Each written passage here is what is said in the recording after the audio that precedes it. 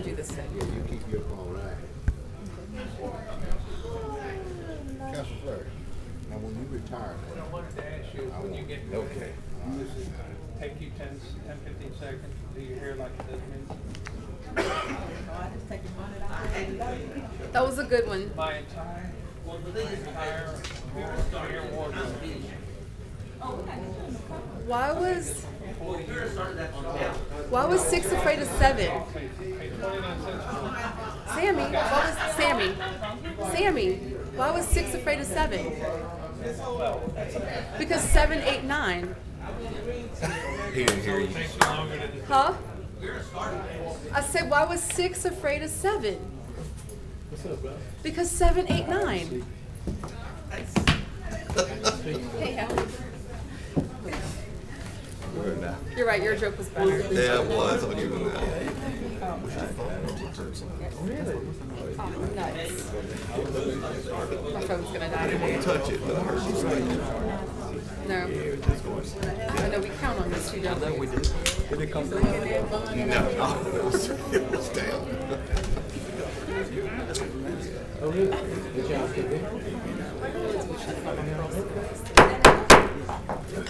The meeting of the Shreveport City Council has now been called to order. We will have invocation by Councilman Fleur, and Councilman Butcher will lead us with the pledge. Let us pray. Almighty God, we come today with filled hearts with joy, and we pray, God, thanking you for the grace that you have given us, the unmerited favor of God. We pray now, Lord, for this city and for the employees. We pray for all the men and women of the United States Postal Service. We pray, God, for safety. We pray for peace. Lord, help us to see the violence stop. We pray now for the business of this council. Give us wisdom and knowledge. Grant to us, O God, your favor. In this great city, we pray today. Amen. Amen. Please face the flag and repeat after me. I pledge allegiance to the flag of the United States of America and to the republic for which it stands, one nation, under God, indivisible, with liberty and justice for all.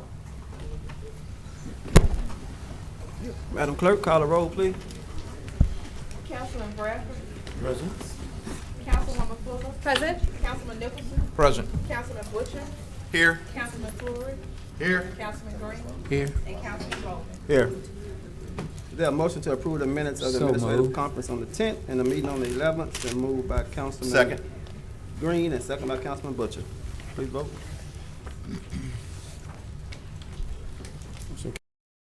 Does any council member have any awards, recognitions, or distinguished guests at this time? Yes, I have the Honorable Mr. Sam Jenkins here with us today, and he's going to come up and Sam give us Gillum? Sam Gillum, I'm sorry. Where's And Sam give us Jenkins? I don't see it. I said Sam Gillum, I'm sorry. Oh, okay. Come on up, Sam. He's going to give us an update on the great university, Southern University. Sam, I was so excited about you coming that, come on up, the one and only Mr. Sam Gillum. All right. Thank you, Reverend Sam, Green. Yes. you know I know your name. By all means, that happens a lot, by the way. The Honorable President, Mr. Bowman, other distinguished councilmen, Mayor Perkins, friends, it is indeed a distinct honor for me to stand before you today to just be before you. I bring you greetings, obviously, from our chairman, Des Moines Rutledge, the Southern University Board of Supervisors. I also bring you greetings from our very own President, Dr. Ray Belton. It is a pleasure to be before you. They have indicated that I would bring you those greetings, and I have thus done so. I was testifying at a confirmation hearing before a Senate committee the last week of May. So one of the senators made the observation that the glare off of my head was blinding everybody. So, Mr. Mayor, if you have someone could maybe dust this off if it's causing a problem for you. But we won't have that problem. No, we don't. We're used to it. Indeed, would I be allowed to say a few words Yes, sir. regarding Go Southern ahead. University Yes, in sir. general? Yes, sir. As you know, Southern University Shreveport has been in this community for 52, going on 53 years. It started basically in 1967. I wasn't there the very first day, but I got there a couple of days after it started. That small campus, of course, has been characterized by just simply daring to project and pursue the impossible, or daring to dream the impossible. Specifically, I'll call it 2 or 3 things because I think your time limits are here on comments. I'll try to stay within those, Mr. Chairman. Of course, the first thing, of course, we had was the downtown Shreveport campus here, the Metro Center as it's now called. And of course, we dared to dream the impossible because everyone said it just couldn't be done. A small HBCU to get a footprint in downtown Shreveport. But we did it in 1985 at the behest of then Chancellor Smith. And we were sitting, of course, we had skeptics sitting, of course, at the end of the conference table, like you always do, said it couldn't be done. So we came up and said, one day, said, Sam, what shall we call it? And I came up with this very erudite term. I said, let's call it the Metro Center. And that has survived since '87. By the same token, we've also dared through our brief history, 53 years, to dream further in that who ever heard of a small campus like ours developing what's called an aerospace center or an airframe power plant class right here in Shreveport. Again, the cynic said, it just couldn't be done, Mr. Flory. Said it wouldn't happen here in Shreveport. But guess what? We dared to dream the impossible and made it possible. Someone said, well, why would you even want to do it? I said, well, it's a natural. We're sitting across town from Barksdale. You've got all of these gentlemen and ladies sitting over there with maintenance experience, making these B-52s and these A-135Cs fly all over the world in the country. So we had a built-in faculty. Daring to dream again, someone said, well, what are we going to give them to train on? Here goes, hold on to your pews. Someone said, well, let's just ask an airline to give us a plane. We called FedEx in Nashville. And we said, look, we are looking for an airplane for our students to train on. And guess what? The people at FedEx decided to give us a DC-10.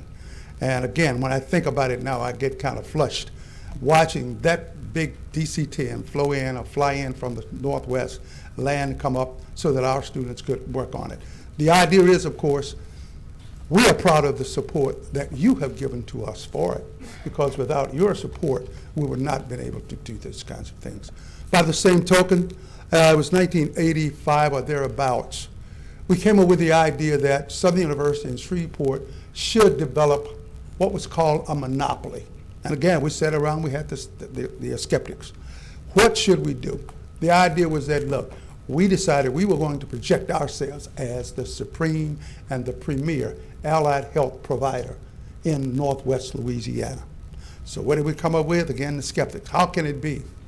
We came up with the idea now, and if you have gone to a physician lately and you have had an x-ray, radiologic technology, if you have had your records read, medical records technology, if you had some laboratory or blood work done, laboratory technician, we forged the center on these, and these are now our students. Lastly, as I close, there's been a lot of talk lately, of course, about bringing a law center to Shreveport. And I'd like to just give you a brief idea of where we are on that. The gentleman who is the chairman of chancellor of the law center in Baton Rouge, his name is John Pierre. John Pierre came up with the idea in 2013. We both were at the time interim chancellors. John was the interim chancellor at the Law Center. I was the interim chancellor here at Southern University in Shreveport. Said, Sam, why don't we think about bringing a law center to Shreveport? There is not a law center north of I-10.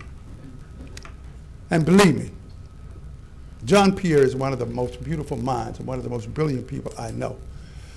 I was fortunate, my wife and I, to have dinner with John Pierre in New Orleans last Thursday night. And guess what?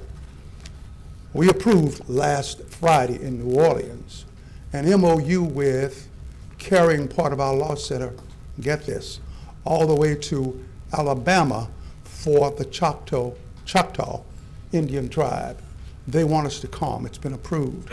We also did an MOU to carry part of our law center to the Coshada Native American tribe in Kinder, Louisiana.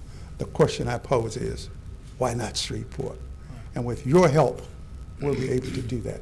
Thank you very much for allowing me a few minutes. Thank you, Sam. I really appreciate it. And if anyone have any questions, Please. feel free. All right, Councilman Butcher. Hey, thank you for coming and addressing this, Mr. Gilman. What kind of time frame? What do you need from the council to push this forward? I think that the thought of a law school here to be a companion with our medical school is great for economic development in Shreveport, and I'm glad to see Southern University stepping up to do this. What can the council do to help push this along? Well, basically, just lend us the support that you have already done. I believe the commission has already projected itself with $100,000 to do a feasibility study for it. We have carried it, of course, one of the local representatives has carried it to the legislature, and it's now on its way to the Board of Regents for a feasibility study. The way I can answer you is, believe me, if you know John Pierre, this friend of mine who is the chancellor of the Law Center, he already has a plan for making this reality.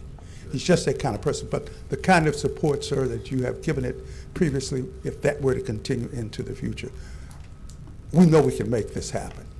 I think it's very important for the city of Shreveport, and I'm 100% behind it. I think most council members would be. So I appreciate you addressing us and kind of bringing us up to date on it. Thank you. It is indeed my pleasure. All right, Vice Chair Nicholson.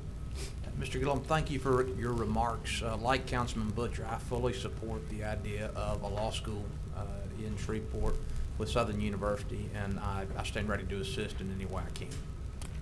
I was so advised by board. They will be happy, I assure you. You know where I stand, so.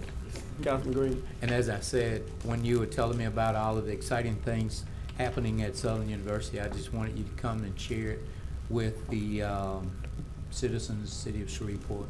Again, thank you for being you and being a loyal and just a great friend. Well, we appreciate your inviting us, and of course, as always, Reverend, we appreciate your friendship. Mr. Bowman, as you know, we go way back. Our families go back. Thank you so much for allowing me the privilege, and the rest of you too, as I look around. Thank you so much. Thank you. Mr. Chair, I have one Councilman Green. I have visiting with us today one of my parishioners, Malik Wilson, who is also in the mayor's summer program. Malik, would you just stand up and wave? He's a top-of-the-line student and great athlete and just a great member. And one of the best ushers you could ever, Councilman Fleury, he's one of the best ushers you could ever dream of. Good. All right. Thank you. Thank you, Councilman. Thank you, Mr. Chair. Thank you, Councilman Green. Councilman Nicholson. Mr. Chairman, we have on our agenda a resolution honoring Chief Patricia Dias, and I'd like her to come forward at this time.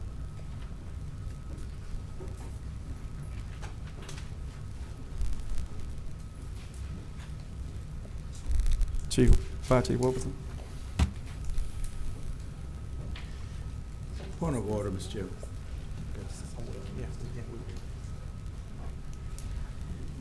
Councilman Brown.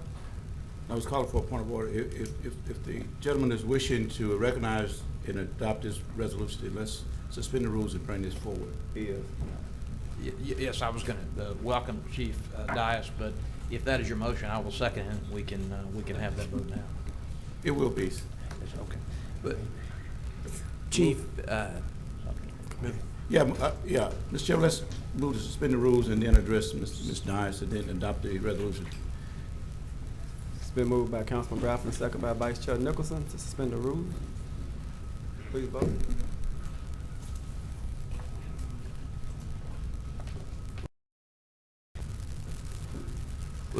Chief, welcome. We received, all members of the council, several weeks ago of your retirement after 37 years and 9 months of service to the citizens of Shreveport as a member of the Shreveport Fire Department.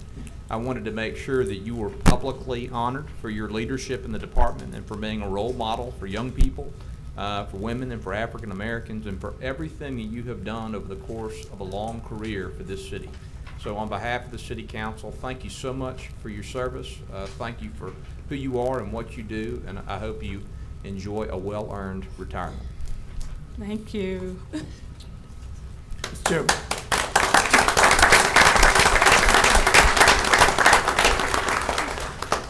Mr. Chairman, before we adopt the resolution, would the clerk kindly read the resolution for us? Are you prepared, Mr. Clerk? The clerk is prepared.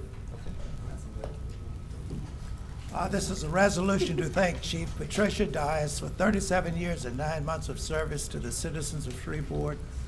As a member of the Shreveport Fire Department, for her leadership in the department and for being the role model for young people, especially women and African Americans, and to otherwise provide with respect thereto by Councilman John Nicholson.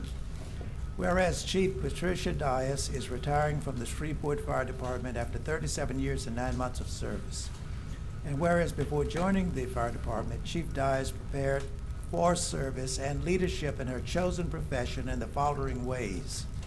Number one, she graduated from C.E. Byrd High School in 1971 and Southern University Baton Rouge with honors in 1976. And number two, she served her country as a member of the United States Marine Corps before being honorably discharged in 1980. And whereas after returning to Shreveport, Chief Dias joined the fire department and after graduating from the Fire Academy, served on the fire line for 5 years. And whereas on November the 1st, 1986, Chief Dias became a fire inspector with the rank of captain, making her the first female firefighter to achieve the rank of captain in the Fire Prevention Service. And in 1988, Ebony Magazine recognized Chief Dias and other women from around the nation for breaking through glass ceilings in the fire service. And whereas on October the 1st, 1999, Chief Dias became the first female assistant chief of fire prevention, and on August the 2nd, 2011, she became the chief of fire prevention, making her the first female to head up the fire prevention division and the first black female to head up a division of the Shreveport Fire Department. And whereas Chief Dias continued to pursue formal educational opportunities and training throughout her career, she earned degrees and certifications from several institutions, including a master's degree from Central Michigan University. And whereas Chief Dias is a native of Shreveport who spent her formative years in the Stony Hill community, she has been and continues to be a role model for young people in the inner city and throughout the greater Shreveport community.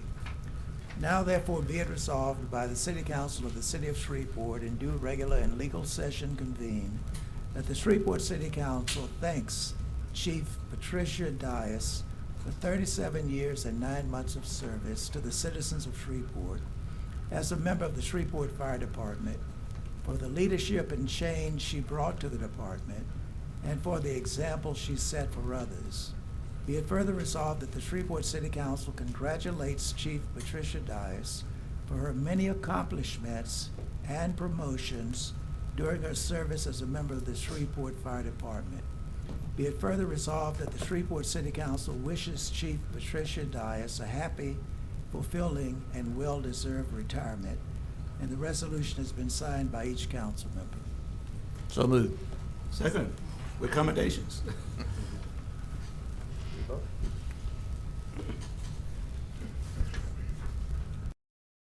Congratulations, Chief.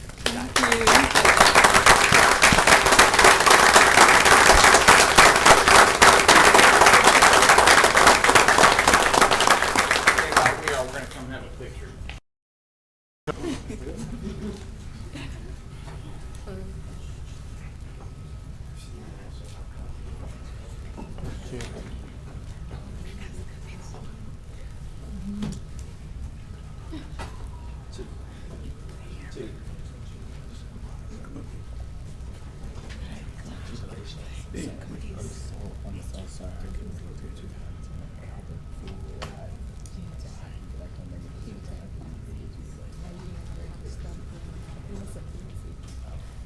Sharika.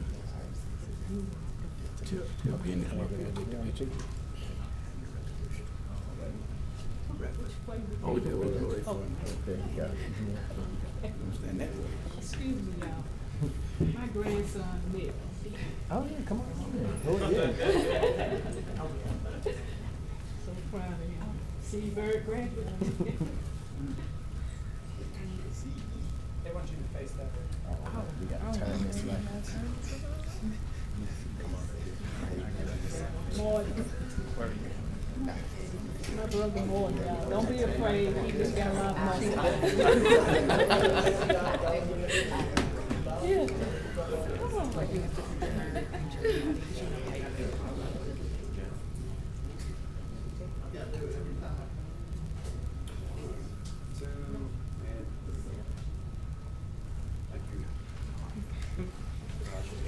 No, Chief, don't leave.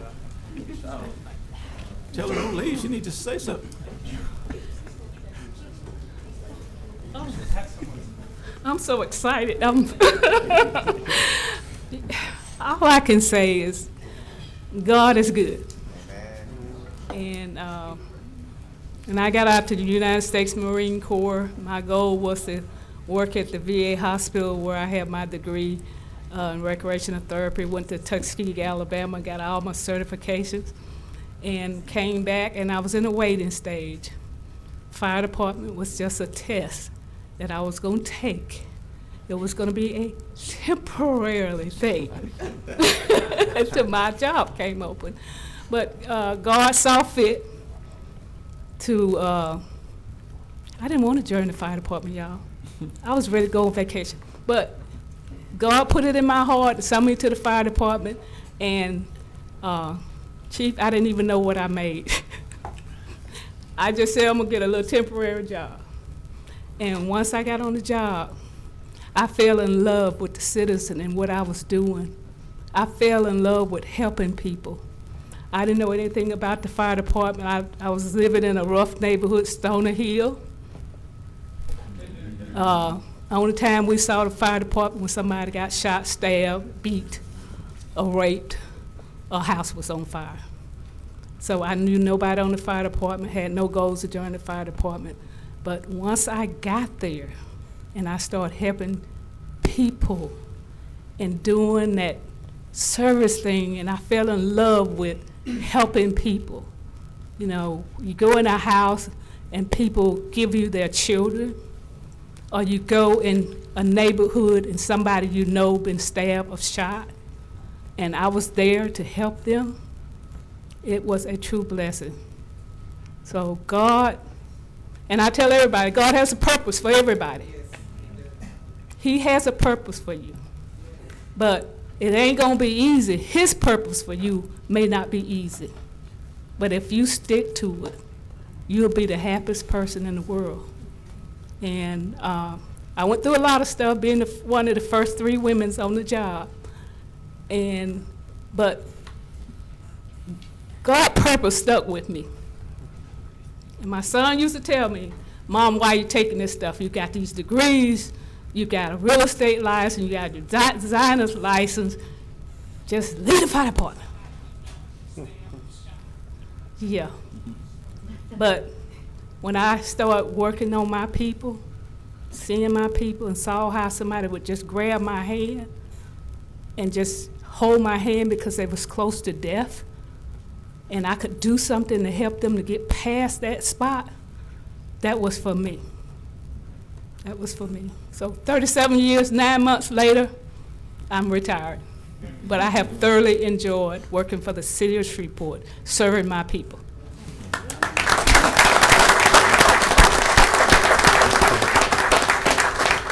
I want to say thank you, Councilman Nicholson, for initiating the resolution and recognition, and the other council members. Well deserved. Hired by Chief Dallas Green just under 38 years ago. And Chief Dallas has been a pioneer of women in the fire service, especially Shreveport Fire Department. I know she rose to the ranks of command staff, and in that she had the leadership and influence of recruiting and encouraging men and women to come and work for the Shreveport Fire Department. And men. And men. And men. But we're focusing on you right now. And I know she'll continue that effort. And I want you to know, on behalf of the men and women of the Shreveport Fire Department, we thank you for your service. We also wish you the absolute best in this new chapter that God has opened called retirement. And it's well deserved, and you enjoy it. Thank you. You're welcome. Councilman Green?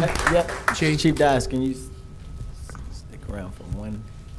Go ahead, Mr. Mayor. You go ahead, Councilman. I'll jump in at the Chief, end. I'd just like to congratulate you, and also you've done a great job, and I really thankful that I served as your pastor for a short time, and that was always great. So just keep on doing what you do, and God bless you. And look, he was one of those that got up there and made you shout. That's right. had an afro. Tell him I had hair. Yeah, he had hair. Yeah. Mayor Thank you. Perkins. Yeah, so Chief Dyes, as I just told you, your nephew, Albert Fullwood, is a childhood friend of mine, and he reached out to me a couple weeks ago to invite me to your retirement party, and I hate that I couldn't make it. But I can say, hearing your story today, even as much as he was bragging about you, you still are even more impressive in person. So super happy and honored to be here today. One of my mom's favorite sayings is this. She says, if you want to tell God a joke, just tell him what you have planned. And I think your story is like the epitome of that. So thank you for being a bridge builder. Thank you for being a trailblazer, not just for women or for African Americans, but your story resonates with all of Shreveport. It's a story of selflessness and dedication to the city of Shreveport, and I'm just super grateful for the service you've given us and to even be in your presence today. So thank you. You're welcome. Thank you, Chief. Okay. Bless you all. Yeah. Retirement is great, y'all.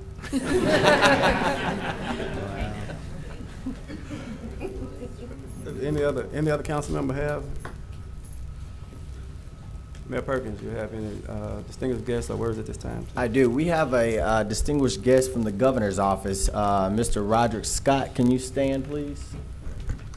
Yeah, Mr. Roderick Scott does intergovernmental affairs for Governor John Bell Edwards, so we are grateful to have him here with us today. So, yeah. Okay. Thank you for being here.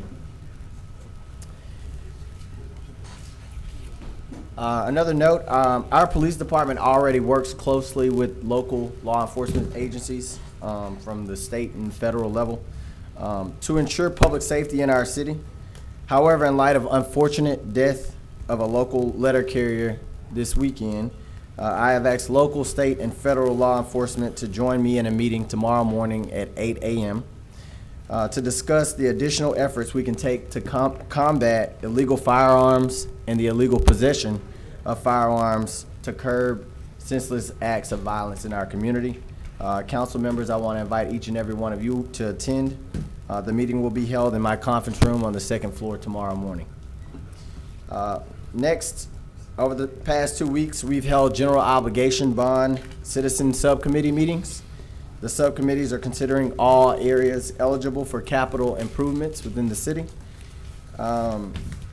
This includes public safety facilities, public buildings and facilities, streets and drainage, water, and special projects. We have 2 more meetings scheduled for Thursday and Friday of this week from 5 p.m. to 8 p.m. on the second floor in the large conference room, and all are invited to attend who want to be educated about their process as well. And those are my announcements, Mr. Chairman. All right. Thank you. The meeting tomorrow. 8 a.m. Mr. Green, property standards. Anyone have anything relative to property standards for Mr. Green? Mr. Chairman. Councilman Nichols.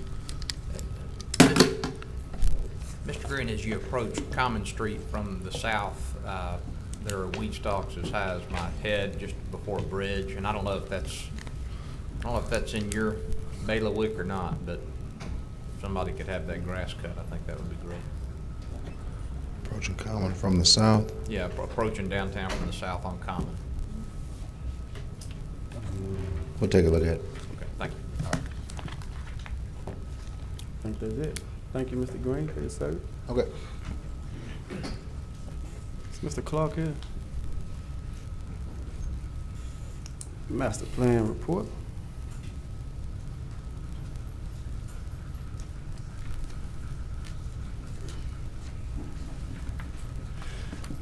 Good afternoon, Council. Mayor, I never know whether or not you're going to allow me to come up, Councilman Bowman, so I try to stay prepared at all times. The Master Plan Committee meeting was held this month, and one of the items on the agenda was for the first time, we elected a vice chair. And the vice chair, as you all know, the chair is Councilwoman Livette Fuller. and the vice chair is Commissioner Lewis Johnson. So I think for the first time, we've solidified that committee to show solidarity and unity for planning in Caddo Parish. So we're extremely proud of those decisions. We initiated the community planning process. We identified, if I'm remembering correctly, that we have 94 community organizations in the city of Shreveport. We have a planner named, he is James Jamba, that has started to develop criteria to reach out to each neighborhood association and assist with the development of the neighborhood associations and assist them in the development of the neighborhood community plans. We also are working diligently to reestablish the community, the CAG of community personnel that are involved in assisting us in reviewing the master plan, assisting us in doing the updates to the master plan and evaluating the effectiveness of the master plan. All of those things are coming together very rapidly. The next meeting of the master plan committee will be August the 9th in the MPC conference room. Okay. Question? Seeing none. Thank you, Mr. Clark. Yeah. We should have all got an email from the budget to actual financial report. And now we have the following request to speak. Mr. Versa Clark.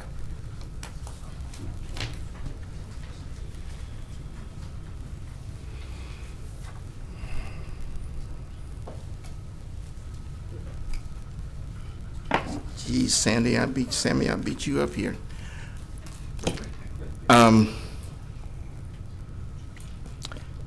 Versa Clark, 7626 Tampa Way, 71105. Mayor, Council. I'm rising to speak on the moratorium of payday loans, lenders, I should say. I am for putting not a temporary, but a permanent moratorium on those. 10 days ago, we had our Cedar Grove Renaissance Festival, and one of the displays that we had was a picture of Pioneer Bank and First National Bank. And at one particular time, my family, when we first moved out in Cedar Grove in 1960, both of those banks were in existence. Chase took over First National, and they eventually moved out of the one on West Shreveport, West 70th, and then the one on East 70th. When I asked them why, there was a reason of there was no investment in the community. This is something that has happened over and over again in these minority communities. Sometimes sprawl is the answer for this. But at one particular time, Cedar Grove was a very proud community. 70th Street was our business district. We had grocery stores and Bells and Yearwoods, all of those places. This was when it was a mixed community. But now that it's become a predominantly African American community, it seems that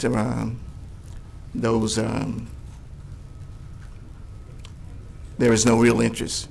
We would like to be able to talk to that credit union that had an interest in coming out there and helping us. We are in the process of redeveloping that particular community, and we need some financial institutions out there to help us out. Hopefully, when you guys put this on your agenda for next week or next time you meet, that you would make a note of the fact that there were oppositions for having those payday loans, payday lenders come out into our community. Thank you. Thank you, Mr. Clark. Mr. Markiva Campbell.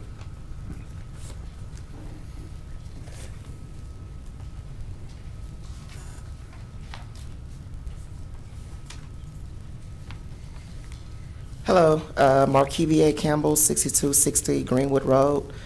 I just wanted to speak really quickly on yesterday's administrative meeting concerning the crossing guards. I had a meeting as well with Dr. Gorey about a week or so ago, and we talked extensively about a number of things. And this was one of the things that we did talk about. I know that he will be meeting with Mayor Perkins in the future, but there were some points that he wanted to give today in reference to the meeting yesterday. First, he really does want to clear up that the discussion between, who was contacted, I think we all kind of like want to bypass that because we're past that point, and we don't have 3 months anymore until it's time for school to start. School starts on August 12th, which is a little less than 2 months to go. And crossing guards are usually placed in position way before then. So this is definitely something that we definitely want to get under control before the start of school. He wants to make a couple of points that the district has no authority or jurisdiction in city streets, and that the crossing guards are not simply utilized in regard to district schools, but also to our private and our charter schools as well. So not just our elementary and middle high schools, but also our private schools that utilize those crossing guards. Our SROs, our SLOs, our security officers are also stationed primarily or prominently on campus to be seen by parents and as well with our students to build that relationship with our students. Also, historically speaking, some of our biggest tips comes from students during, before, and after school interactions. So if they were to cover crossing guard duties off the campus, they would not be on campus to build these relationships during critical times, and more importantly, could be off campus during a very important threat situation if one was to occur. Also, crossing guard stations are often located 2 to 5 blocks away from the schools, which that's pretty far if we're talking about security. So if we don't have crossing guards, SROs, SLOs, or even if we can't use some SPD officers to even maybe take the place of those crossing guards, we start talking about teachers and other staffing. We can't hold those people liable for what would take place beyond district property, whether that be on campus or on the school bus. So what we're hoping is that we can come to some sort of resolution that we can go back to revisit that conversation, because I think at the end of the day, none of us on August the 12th would want anything to happen to any child, especially if it's in an area where there was a crossing guard previously. So if there's a way that we can just go back to revisit the conversation and find some sort of substitution for that. Thank you, Mr. Campbell. Omari Hossain.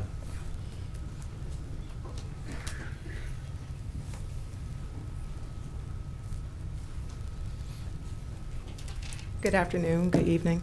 Am I supposed to speak now about Ordinance 80, or should I wait? Yes, ma'am, you may, if you'll state your name and your address, please. Okay, my name is Omari Hossain, 400 Jordan Street, and today I'm speaking about Resolution 80, and just thinking about, in general, all of the tasks that are before the city. It makes me remember childhood when my mother would give me all these tasks, and many of them seemed impossible, but I had to get them done. And so ultimately I had to overcome that fear or that feeling that I could not conquer an impossible task.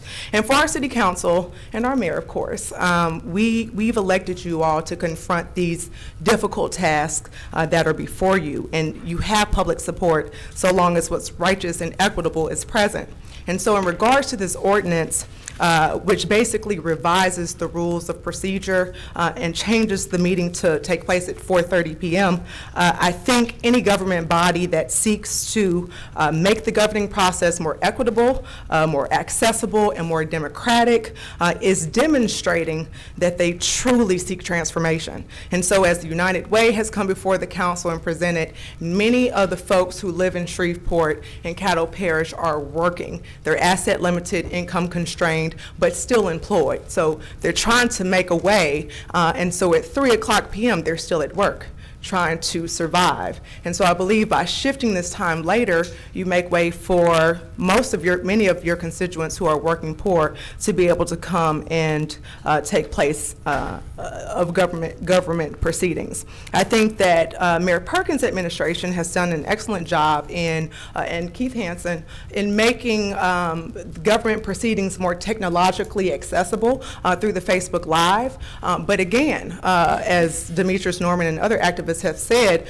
everyone doesn't have access to internet. So face-to-face interactions are still so invaluable, and by creating space for folks to actually make it to the meeting, you're ensuring that as well.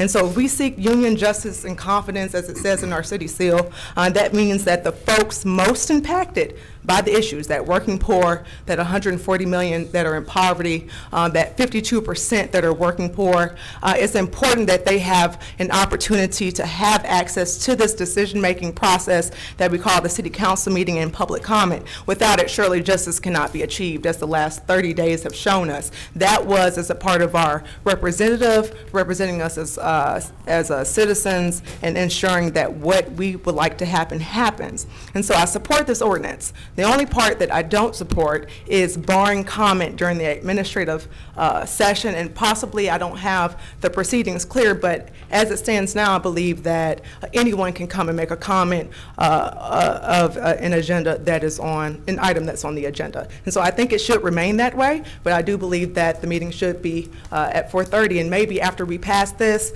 maybe 5:30, because most folks work a 9 to 5 and need time to get to the meeting. So thank you so much for allowing me to address you all, and have a great day. Mr. Ron Lipo.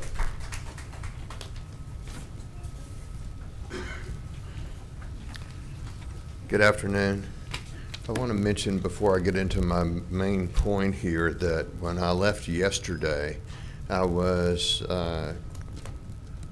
caught in the hall outside by a gentleman named Ben Riggs, who I had no idea who he was. And he asked me how the construction on Piermont Road was affecting my business, because he was familiar with what was going on with Harvey Clay. And I wanted to just let you know that I appreciated that and knew that was proud to see somebody caring that much to ask me that question. And I made a suggestion, and then he liked the idea. He came in here and got Khalil Furlong, brought him out there. I had the conversation with him, and they're already doing something about it. And I think that says a heck of a lot about your administration. So, and I learned a little bit yesterday. I didn't quite understand until Councilman Nicholson, you helped me understand this elimination of the physical separation that is proposed. And I want to make clear to everybody here that this is not a small deal. It is not housekeeping. Make no mistake about it, the effect of elimination of the physical separation clause would put hard liquor in every Walmart, Albertsons, Kroger, Brookshire's, Walgreens, CVS store, among others. These are stores where minors are allowed, and it would put these minors in where they would be able to go buy these products all the time. It would give them the opportunity to shoplift these items. They do not have that opportunity now. The change would also put some locally owned liquor stores out of business. It would cost jobs in those stores and in some of the surviving stores who lost business.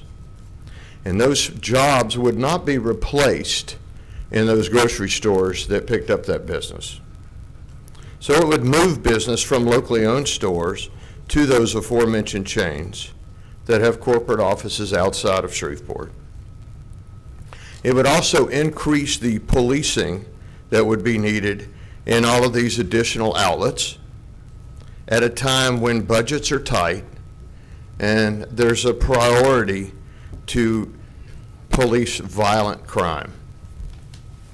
Just because our liquor laws in this city are different than other laws, than the laws in other cities, doesn't make ours wrong. Take Texas, for example. Liquor laws are different all over the country, by the way, in many areas and within many states. In Texas, grocery stores don't have liquor across the whole state. This would be a big mistake, and unfortunately, it would be an irreversible mistake. Don't be the city council that blindly created this mess under the auspices of housekeeping. If it's not broken, don't fix it.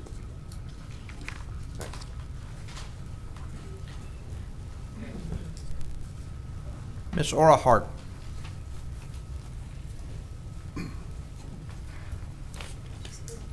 Ms. Hart? There she is. Okay.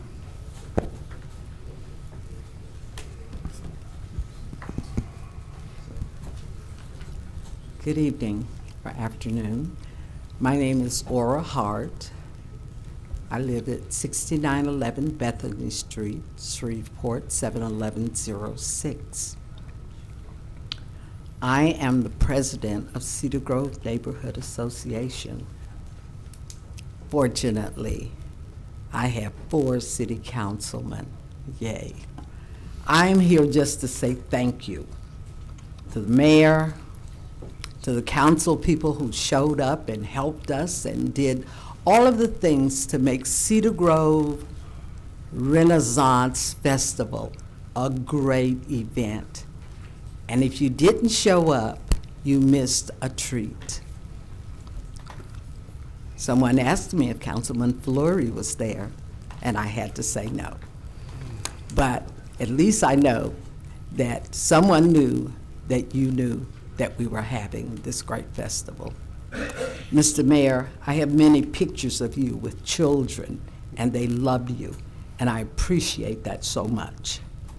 This is the beginning of the rebirthing of Cedar Grove, and I hope that you will all get on board and make this community, which is one of the larger communities, help to recreate a Shreveport that is not sprawling, that is taking blight and turning it into beauty, taking communities that don't have and turning them into communities that are desires to live in, because every city, every citizen desires and deserves the same effort.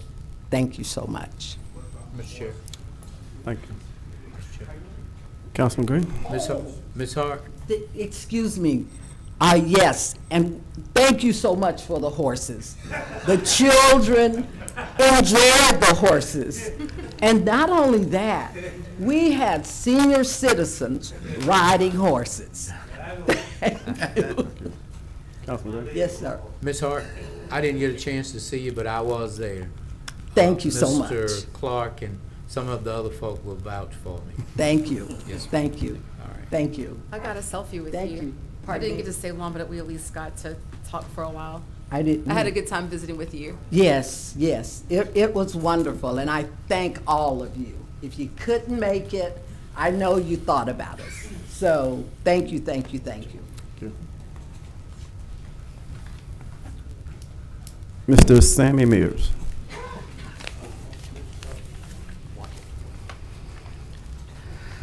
Sammy Mears, 1901 Centenary Boulevard, Shreveport, 71101. For those who didn't hear, a baseball game and a pancake are alike. They depend on the batter. I couldn't wait to say that after Vera told that joke on Alice, Mayor Perkins. However, I'm really here to talk about rules. Wherever you go, whatever you do, wherever you live, there are rules and they're for your own good.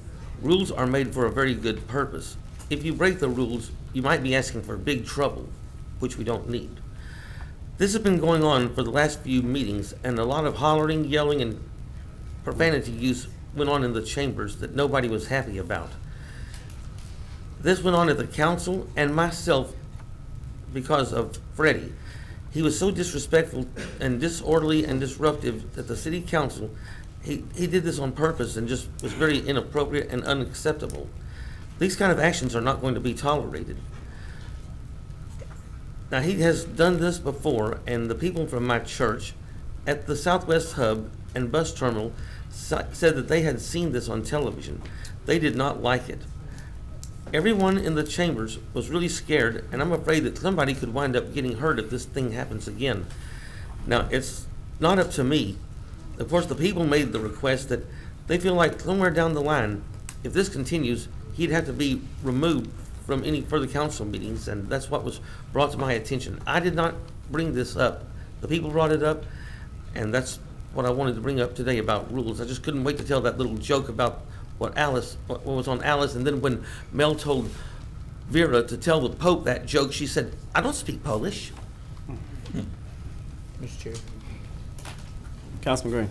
Yeah, Mr. Chair, I'd like to just say to Sammy and to those of you that's present today that a couple of weeks ago I talked to Freddie. In fact, I invited him to the church and we prayed, and prayer changes conditions.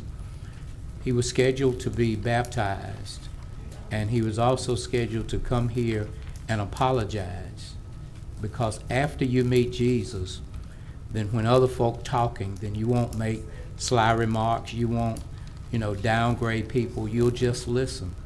And so I took it upon myself to have Tabitha Taylor to contact Freddie, and he agreed to meet with me. We came to the church, we prayed, I told him right from wrong. He knew right from wrong, but I felt obligated as a Christian that I had to do something.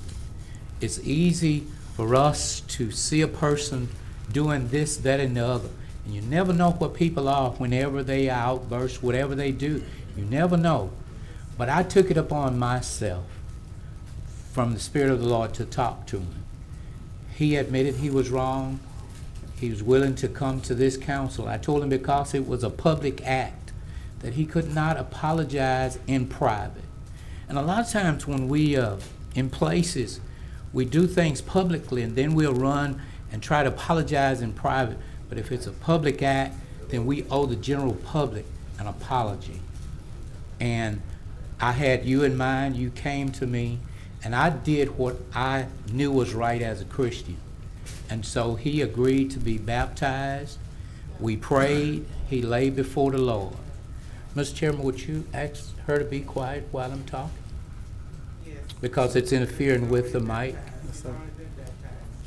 And so, here again, and it's kind of like that, Sammy. Some people feel that they can speak out, but others can't. Some people feel that other folk ought to respect, but they don't. But I want to say to you that you touched my heart when you called me on the phone. I didn't just stand idly by. I prayed about it. I called Tabitha Taylor. She inboxed Freddie, and he agreed to meet at my church. He caught a ride with somebody to come, and we prayed for about 2 to 3 hours. And he came to service on that following Sunday. And he accepted Jesus, asked to becoming baptized again. And so I just wanted you to know that. I wanted this body to know that whenever he's in a position that he will apologize, because it's just right to do it. Thank you, Mr. Chair. All right, thank you. Mr. John Settle.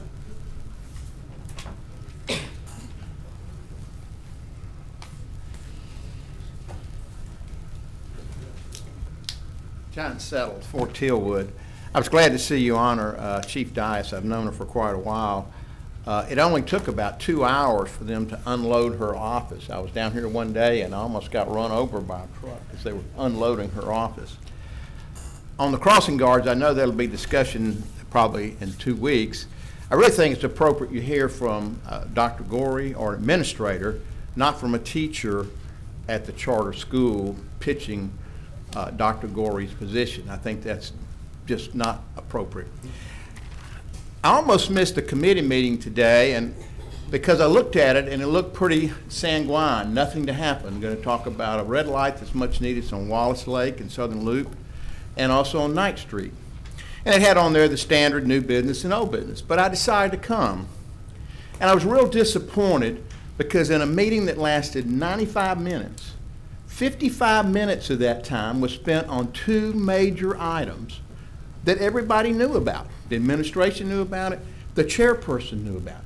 They were not on the agenda. One was a sales pitch by a vendor to sell a product to the city of Shreveport.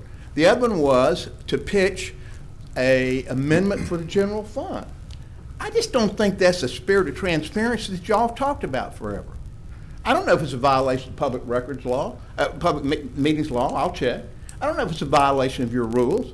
But goodness, guys, when you know you're going to have some major substantive topics to talk about at a committee, both the administration and the person, can't you put that on the agenda? You want the public to participate, and it wasn't even there. It wasn't even there. And then you have handouts that you just provide to the committee and not to some of us who are of interest. All I've heard this year is about the People's House and transparency. Today's committee meeting was a real disappointment that your agenda didn't have on there the major items. The committee spent 55 minutes out of 95 on 2 items that weren't on the agenda. Y'all can do better than that. I'm real disappointed because you've been transparent. I just happened to come by happenstance. I'm glad I did. Perhaps Councilman Bradford would have been there if he had known what was really happening. Maybe more of the public could be there. Y'all need to change your rules on items you know about. Thank you. Mr. Joshua Lyon.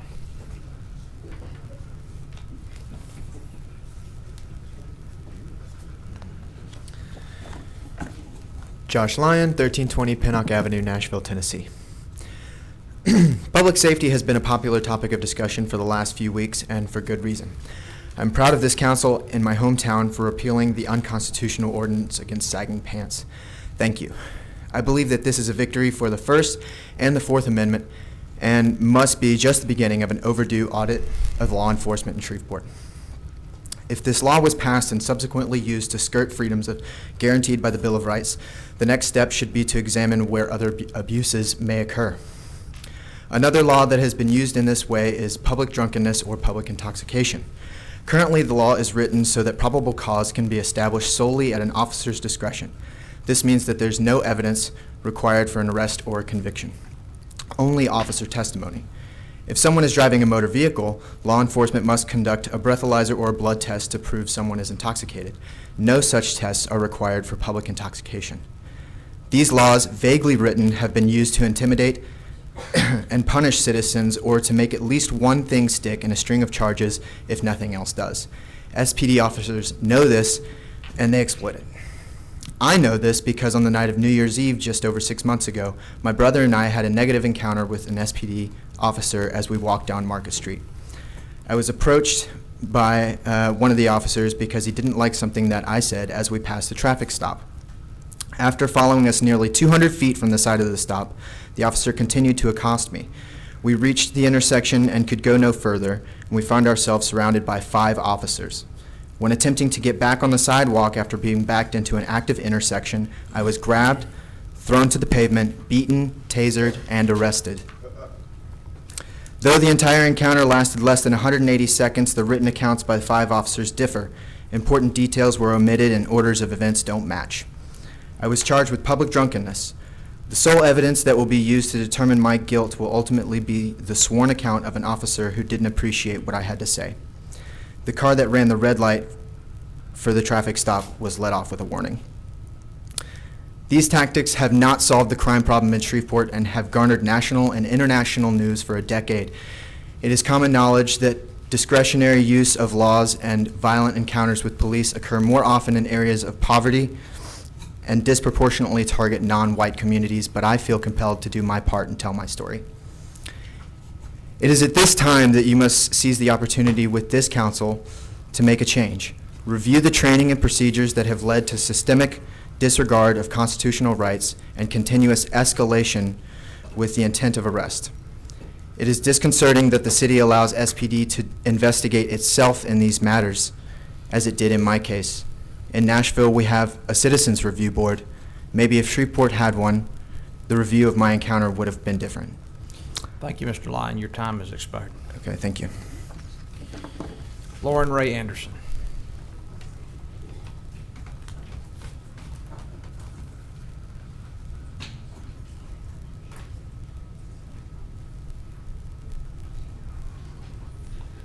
Lauren Anderson, 247 East Lister Street, Shreveport, 71101. I had to run out for a minute. I'm sorry I missed what he just spoke about. I guess I'll watch it later on the replay. I just had some questions today. Number one, whenever we have an issue with a dangerous intersection or a dangerous roadway and the way it's designed in particular, like, where do we go to address that, and then how do we work towards redesign? I don't know if y'all can give me an answer now or later. Traffic engineering under Public Works. Okay, with Patrick? No. Public Works is Gary Norman is the director. Gary Norman? Where's he at? Yeah. Gary Norman's not here. If you can give me that information, then I Okay. can share that with him. Okay, Gary Norman with Public Works. Right. All right. Because there are numerous dangerous intersections around Is it a town. state highway intersection or city? Well, I mean, just like one example in my neighborhood at Uri and Herndon, East Herndon. It's another blind driveway pulling out. There's obstructions. It's a bus stop. So there's a trash can there, which now obstructs the view. I complained about this years ago. Nobody ever listened. I left Shreveport because I was fed up.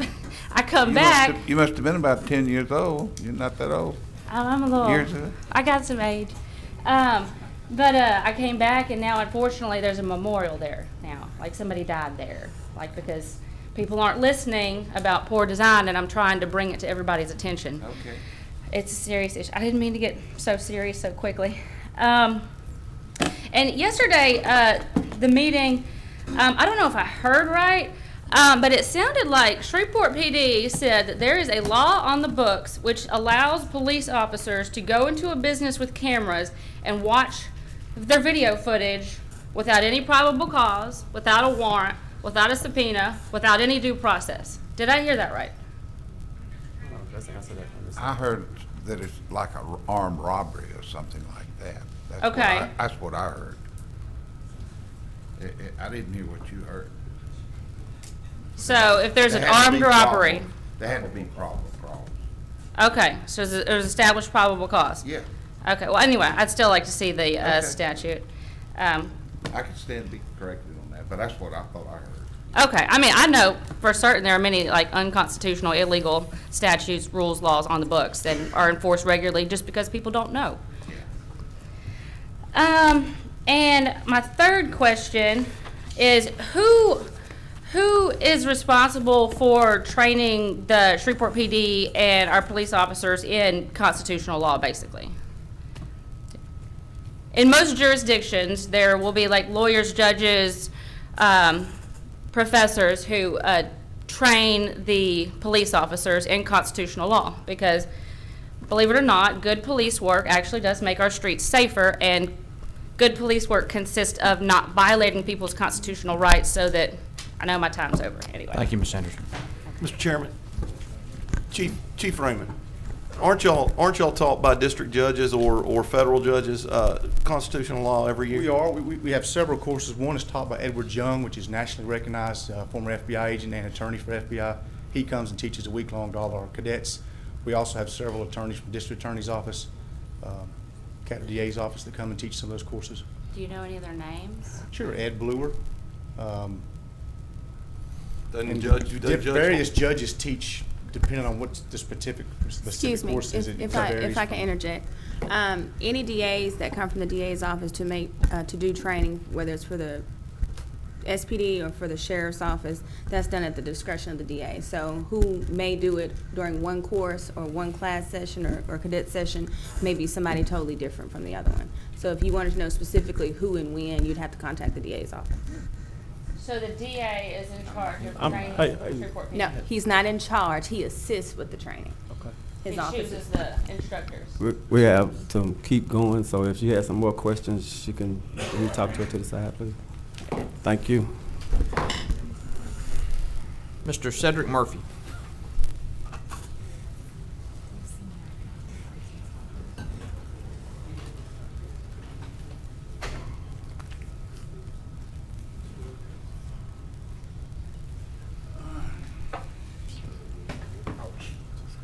Cedric Murphy, 2744 Murphy Street. Mayor Perkins, Chairman Bowman, Nicholson, and Lynette Fuller, Councilman Fuller. Hi, I'm going to talk about and thank you guys for repealing the ordinance on sagging, but there is another police discretion ordinance. It's called 90-462 for walking on roadways, and I'm asking if somebody could look into that. A situation, I mentioned this before, coming down the street, sidewalk was inaccessible, police officer made a U-turn, pulled me over basically in my chair. I can't remember the first thing he said, but the second thing he said was the items that I was carrying, did I steal them? I'm in a wheelchair, but verbally, I can get my point across. By the time the incident had ended, there were 5 police officers there. My concern is that they're using that with police discretion, and this 90-462 gives them the right to stop a pedestrian walking in the street. Lakeside, Allendale, a lot of the predominantly black neighborhoods don't have sidewalks, but they're using this and can be used as another discretionary item to stop, detain, ask questions. Violence can happen. 'Cause like I said, when the police officer asked me if the items I was carrying was stolen, you guys have no idea. You have no idea how hurtful that was, because I'm in a wheelchair. And how upsetting that was, because it was a police officer, and where were my rights?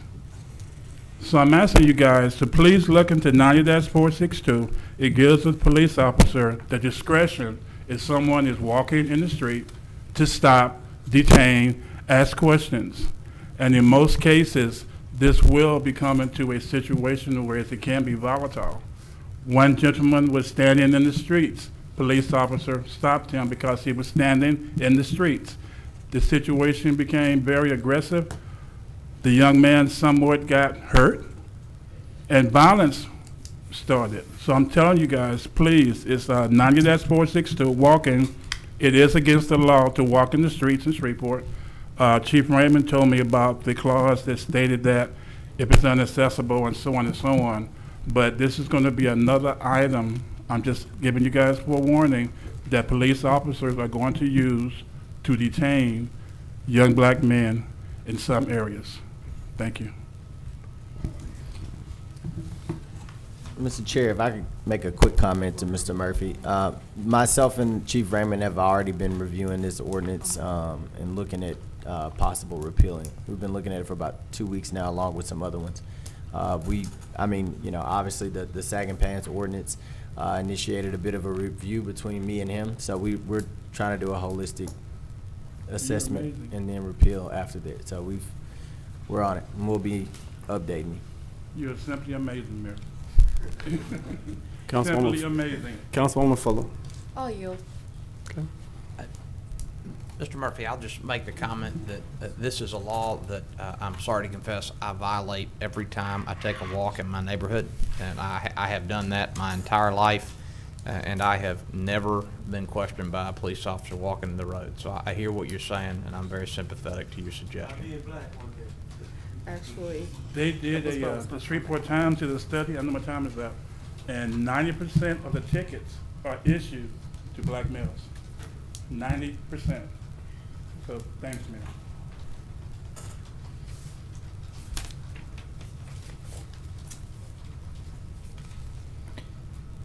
Ms. Candace Amadon.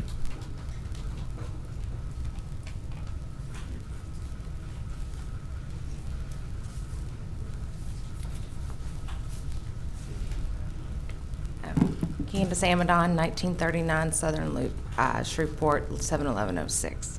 Didn't expect to speak today, so a little nervous, but that's all right. I'm speaking on behalf of the separation law. We are a new business that just opened, Corks and Cuts out on the Southern Loop. Our business model originally was Corks and Cuts. The Cuts was going to be cuts of steak. I originally worked for Glazier, and then I worked for Cisco. So for that community, for a one-stop shop, it was just a great idea.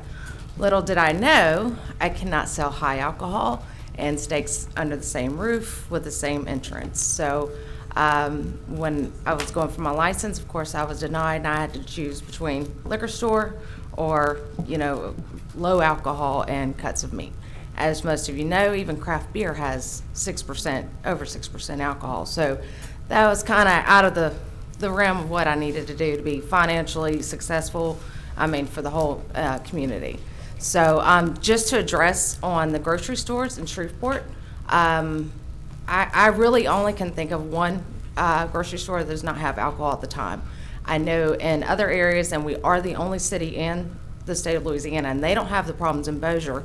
They do have the high alcohol. For the most part, they have it sectioned off. They might have a cash register right there, and or you just you have to be ID'd. But they also have, everyone that works there has to have an ABO card. RV for the state, which is, for an ABO, of course, you really don't learn of the laws of serving alcohol, but for the RV you do, and I know those go hand in hand. So at the end of the day, it really will help the city because, as you most know, it's $50 for an ABO card, but it's also teaching people. You have the education of how to sell alcohol in the right way and who to sell it to. So for the grocery stores, I really don't see how it would affect local businesses because of the fact that most of them have it anyway, so it's not affecting them now. But from a small business standpoint and from what I'm doing, and I feel like others would do, I think the separation law, repealing that and maybe rewriting it in a different way would be great. For me right now, yes, I opened this past weekend, and I cannot tell you how many people I turned around because they could not get a fresh cut steak. It's not for a competition for anything else. It's just for the convenience of our community. Like you said yesterday, you want a bottle of wine with your steak, yeah, you have to go in two separate places. Half the time, when I go in a grocery store, I do have my child with me, but mine will be no one under 21. So there is regulations. I don't think there's any more for security on that as long as everybody's got ABO and RV cards. So, all right, thank you. Mr. Chairman, if I may. Ms. Hammond, I understand why you want this change. I assume you wouldn't oppose a modification to the proposed ordinance that prohibited persons under 21 from being in an area where alcohol is sold. You don't want people under age coming in to buy in an area where hard liquor is sold. That's not an issue for you. No, sir. That's not an issue whatsoever. Okay. I prefer no one under 21 being. I understand. Protect myself. But in the grocery store, if they have it sectioned off, is where my point is they usually have it sectioned off to where people under 21 can't go in there. Right. Thank you so much. All right. Thank you. Mr. King-Creth.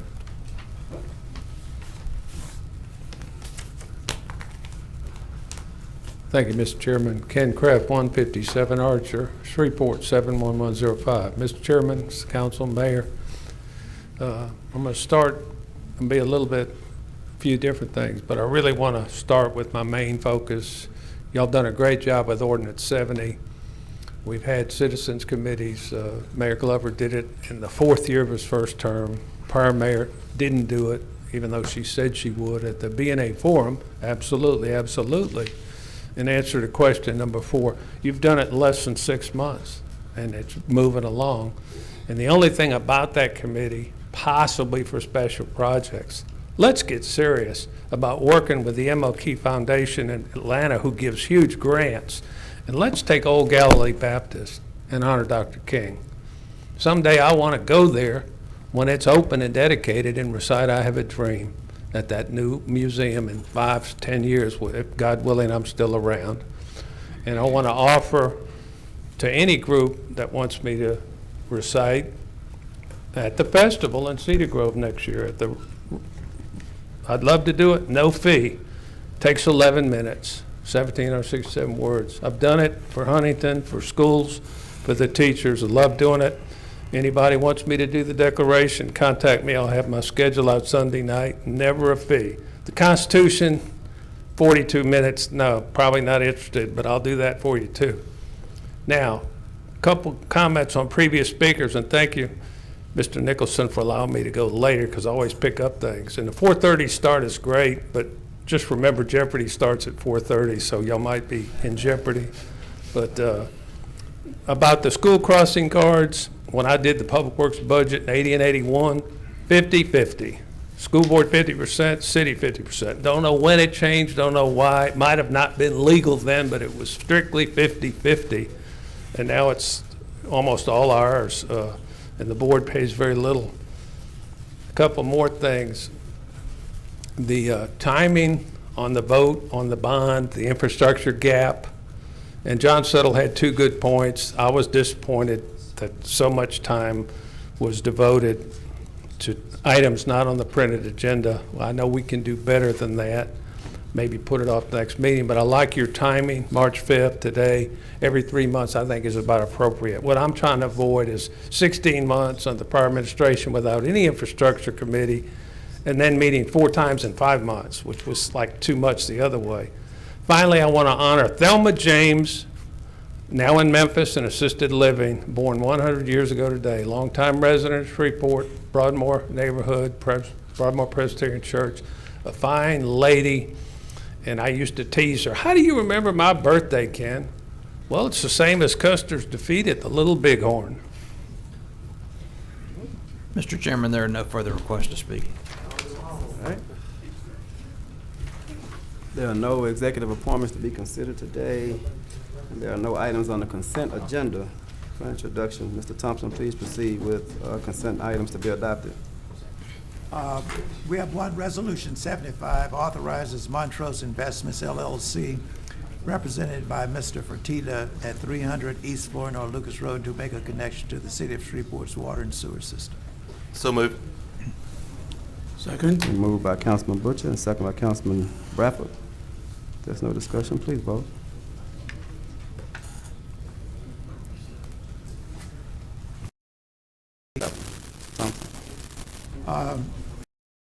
Agenda legislation resolutions on second reading and final passage, of which only require one reading. Resolution 71 has been adopted. Resolution 73 authorizes the submission of the 2019-2023 Consolidated Strategy Plan and the 2019 Annual Action Plan to the United States Department of Housing and Urban Development. So moved. Second. Moved by Councilman Bradford, second by Councilman Butcher. There's no discussion. Please vote.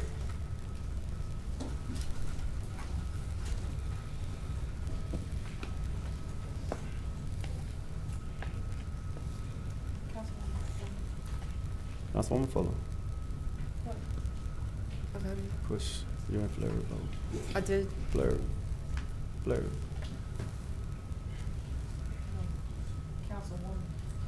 I voted. She did it twice. It's lit up. Working. Is it his? Push it again. There we go. Motion carries with 7. Mr. Thompson. Resolution 74 authorizing an acceptance of active donation between the city and the Shreveport Development Corporation for the water and sewer system mains and related facilities for Magrignah Woods, Unit 2 and 12 Oaks. So moved. Second.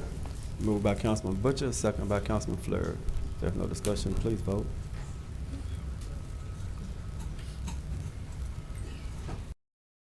Mr. Thompson.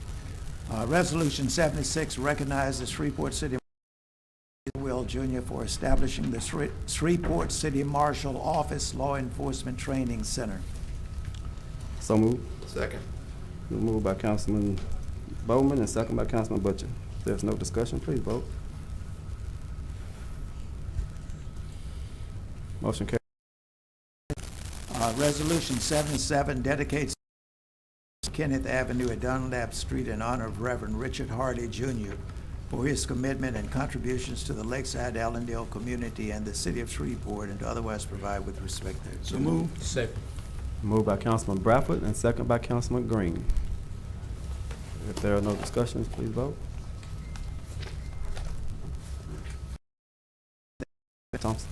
Resolution 78 declares certain city property. So moved. Second.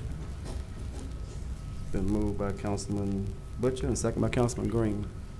Number 78, if there's no discussion, please vote.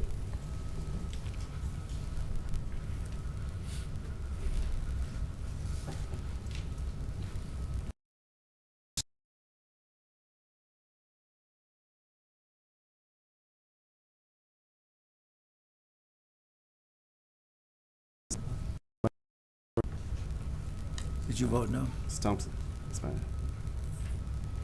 Resolution 79 objects to the acceptance of outside explosive and industrial waste for disposal at Camp Minden at this time. So moved. Second. Been moved by Councilwoman Fuller and second by Councilman Bradford. Mr. Chairman, let me say, and I think this is going to relate to 80 when it come up again. I think this year, this council year, I have never gotten as many emails on this subject than we have any previous emails. Is everybody in agreement with that? Basically, in the opposition to this explosive being brought into our community, and I'm just saying that the communication that we get on in items that people feel very sensitive about, or issues that they feel are relevant to them, they have no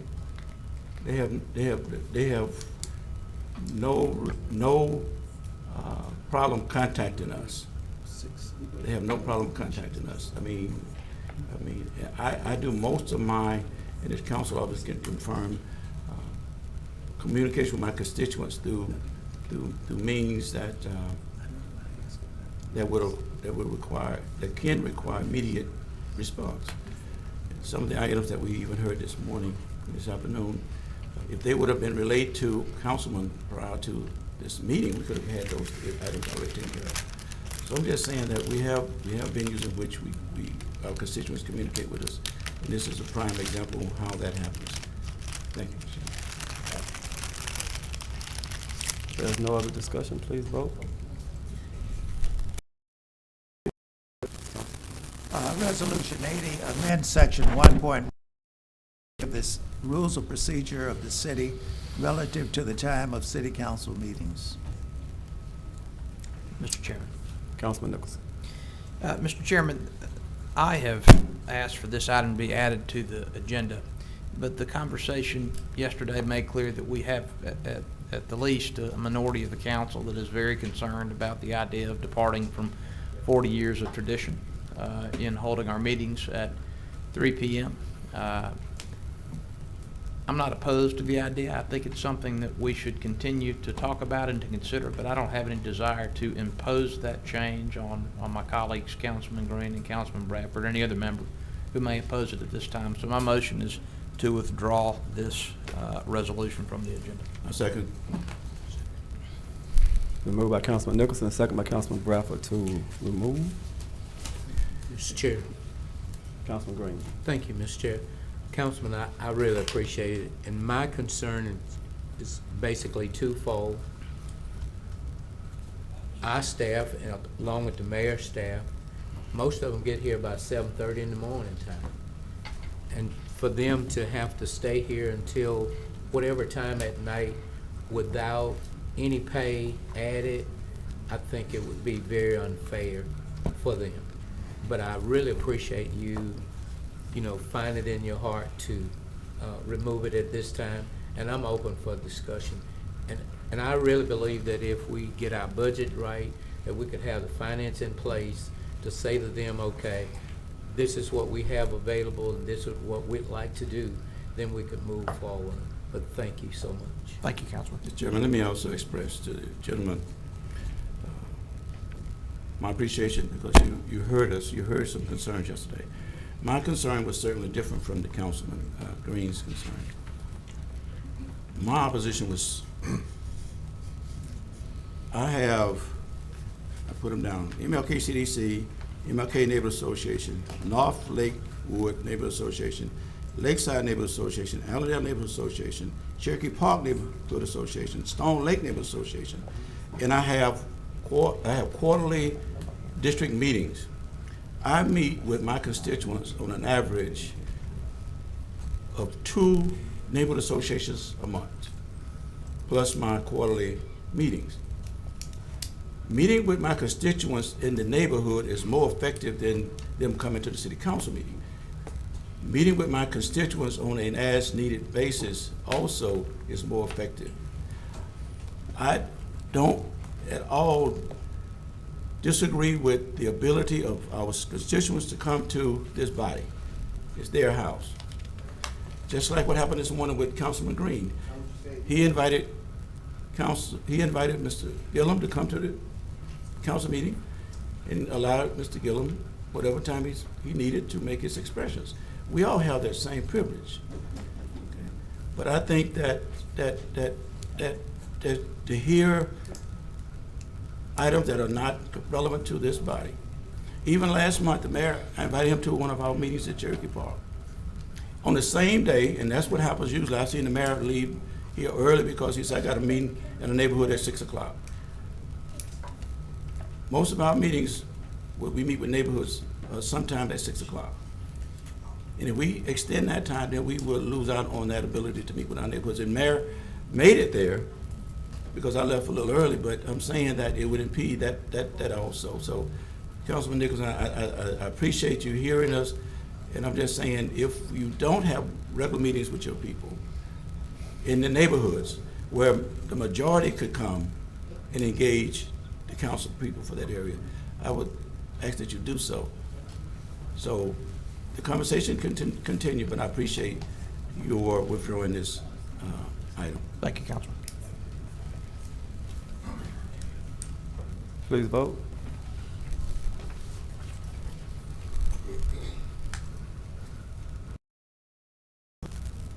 Carries 6-1. Mr. Chairman, we're now under introduction of resolutions. Resolution 8, mayor to enter into a cooperative endeavor agreement between the city of Shreveport and participating high schools through their governing bodies relative to the Battle on the Border 2019 High School Football Showcase and the use of city personnel, property, and equipment, and to otherwise provide with respect thereto. And Resolution 82, which authorizes the mayor to execute an intergovernmental agreement with the Caddo Parish Sheriff's Office to jointly purchase, own, and maintain the public safety logging recorder system. Move for introduction. Second. So moved by Councilman Bradford and second by Councilman Nicholson to introduce these resolutions.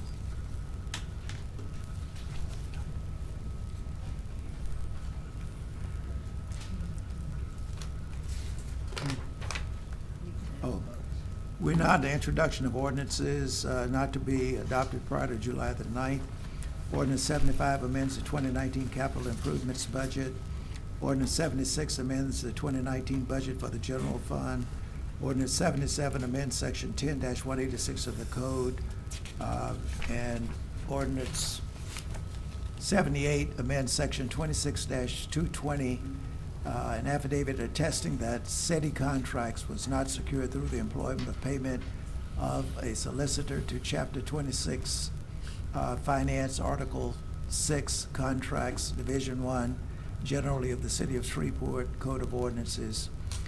Ordinance 79 authorizes the mayor to execute a lease agreement with the United States Department of the Interior Fish and Wildlife Service to manage, operate, and use Seabickham-Dixon Park to provide services to the public. Ordinance 80 amends Section 10-84 of Chapter 10 of the Code relative to physical separation of sales of high alcohol content liquor for consumption off the premises. Ordinance 81 amends various articles and sections of the City of Shreveport, Louisiana Unified Development Code. Ordinance 82 is a zoning matter C-24-19. It rezones property located on the southwest corner of East 70th Street and East Burt Coons Industrial Loop from R17 Single Family Residential District to C2 Corridor Commercial District. Move for introduction, Mr. Chairman. Second. Been moved by Councilman Bradford and second by Councilman Green. We're now to ordinances on second reading and final passage. Ordinance 58 rescinds Ordinance 33 of 2009, Ordinance 54 of 2011, and Ordinance 136 of 2013, and removes vehicular flow restrictions on Baker Street, Fannin Street, and North Street in Section 37, Township 18 North, Range 14 West. Number 58. Are you comfortable, Council Lady? Not really. I have some concerns for the project, but I don't know that that this step needs to be impeded by my concerns.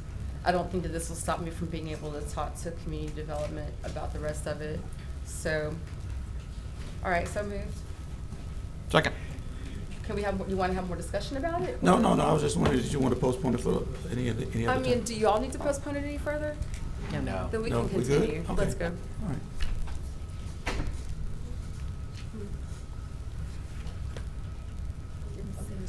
Did anyone second? Second, Yeah, if there yeah, was a second.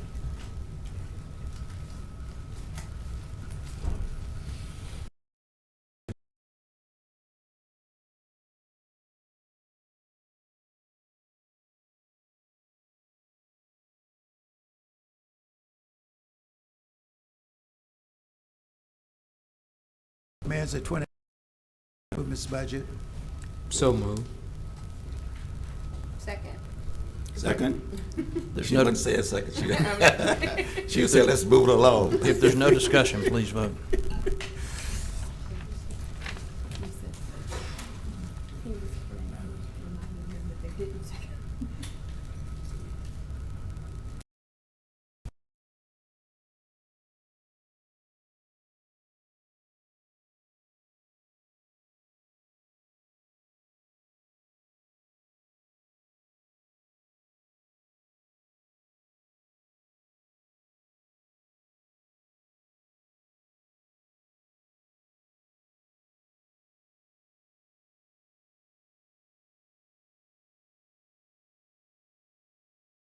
Did not pass, and we did not do this, then we're going to get fined by not having this work done. I think it was, what, 100 and some? 108 million. How much we would get fined per Oh, how day? much a day? Oh, you talking about the penalties for, Yes. with the consent decree, penalties could range anywhere from $500 to upwards to $1,500 a day. And Councilman Green, I appreciate and recognize that concern. As I indicated yesterday, I applaud the mayor for taking prompt action to replace our consent decree management firm. That was a correct decision in my view based on the information that I have received in the past 6 months. I further agree with and approve his decision to select Burns & McDonnell. That is an international firm of high reputation that I hope will be able to improve our consent decree management. But the fact remains that serious concerns have been raised about the management of work which has involved thus far the expenditure of $400 million and which will require us to spend an additional $800 million based on the estimates we have received. My no vote today does not indicate that I do not anticipate the council's approving these amounts, and perhaps that will happen soon. But before we authorize the expenditure of $108 million, I believe we have to receive assurances greater than we have thus far that we have improved the process for managing this, which is the largest expenditure of capital funds in the history of the city. And that is the reason for my no vote today. I look forward to engaging the administration over the next 2 weeks about where the consent decree revision process is, perhaps where the contract negotiation with Burns McDonnell is, and after we've had those discussions, we can revisit this expenditure. Thank you. Mr. Chair. Council, I got the CAO on. Oh, I'm sorry. Council. Yes, I just wanted to follow up just to let you all know that we have invited Burns McDonnell to the council meeting.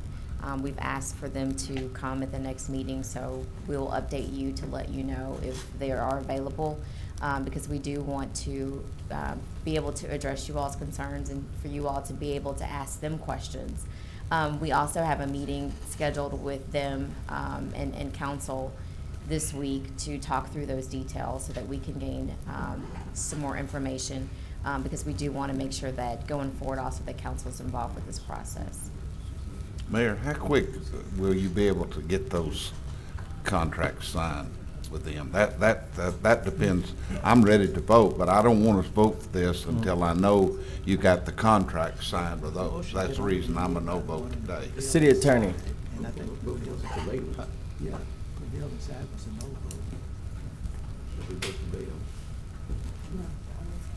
Attorney Creel, can we give an answer to Councilman Fleury on how soon we'll have the contract signed? Sure. I can't give you a specific date, but I can tell you that I spent the last several days and more recently today for about an hour and a half on the phone with counsel from Burns McDonnell and our outside counsel working through the contract. We plan to touch base again on Friday with our mutual revisions and have another conference call on next week to tighten things up. So I can't give you a definite date, but I can tell you that it's in the very near future. I'm not comfortable today voting for money until we get those contracts signed. And I think it's urgent that we get those signed, then we'll approve this money. But it doesn't look like, it appears to me, my opinion, that this would be putting the horse before the cart. Okay. And as quickly as you can get those done, it should be an urgent matter. Yes, sir, it is urgent, but I want to make sure it's done right. So we're just making sure that we're going through it piece by piece and addressing each side's concerns.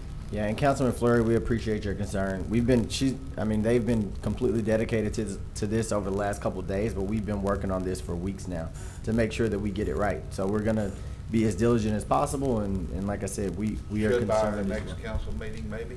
Yes. That's a possibility. It is a possibility. I don't want to commit to a date and then come back and say I need more time. We want you to commit to. Yeah, we're gonna shoot for before the next council meeting. Okay. We got Councilman Green.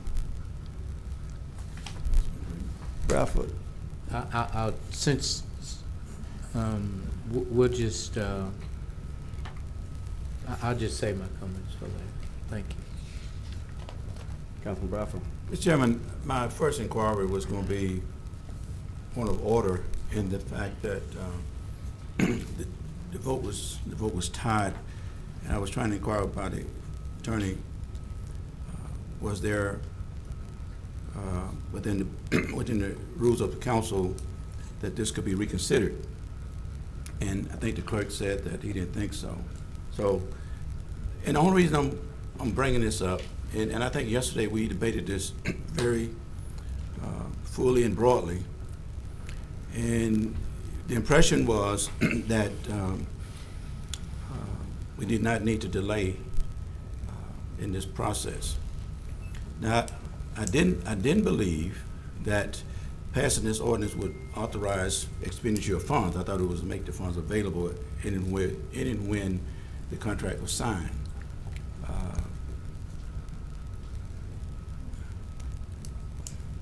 I think all of us understand checks and balances, responsibilities.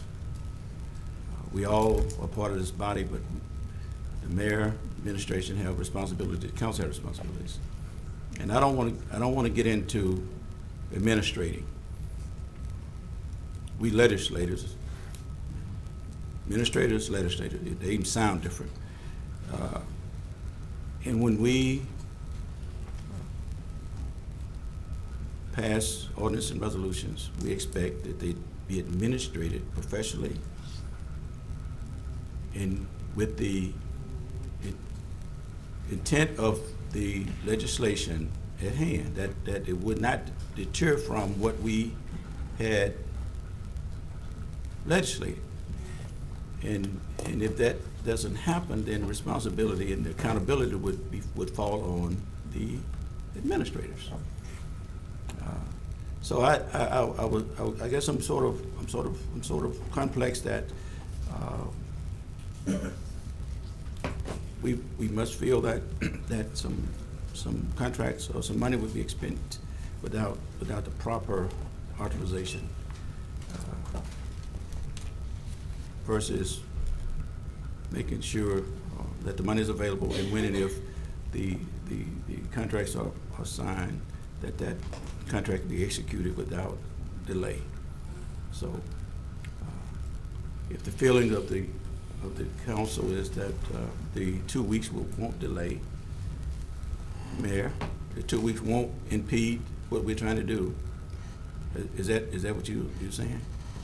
Yes, Councilman, but there is a concern. As I pointed out yesterday, Councilman Nicholson, you seem to allude to you needing more information about how the apparatus in which my administration is putting in place to make sure that we're being diligent. And things that we've said on the record, because Councilman Boucher, you said some things aren't publicly available to you. There's a change in project manager. The engineering department has requested an additional member of the team to review and be specifically focused on consent decree work.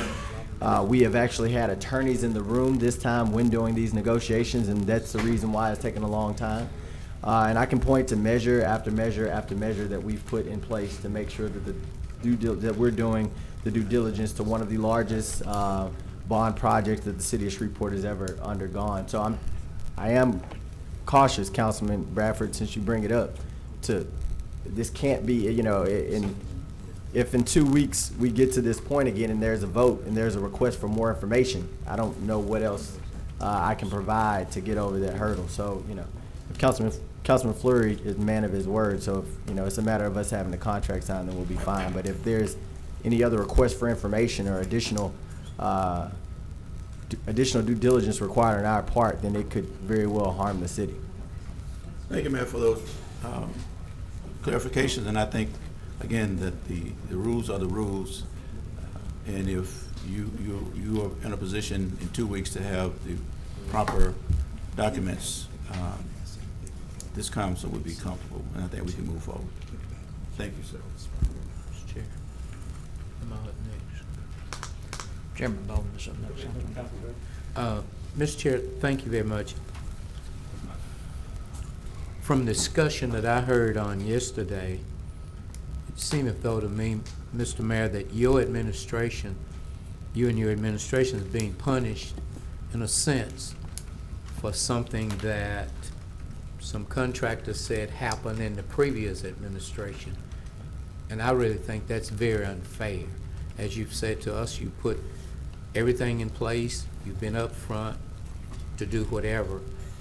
And, the reason I was ready to vote today is because, like I said, I feel that if those contractors who talk to the colleagues up here, if it's that they want to have a seat at the table, then I just think that they ought to say we want to have a seat at the table and not postpone the work because it's the largest deal the city ever have or may ever have. I don't think y'all ought to get punished. But from where I sit, I say you all are getting punished because of something somebody said about what happened in the previous administration, that you all got to go back over the books and find out if they double deal the work.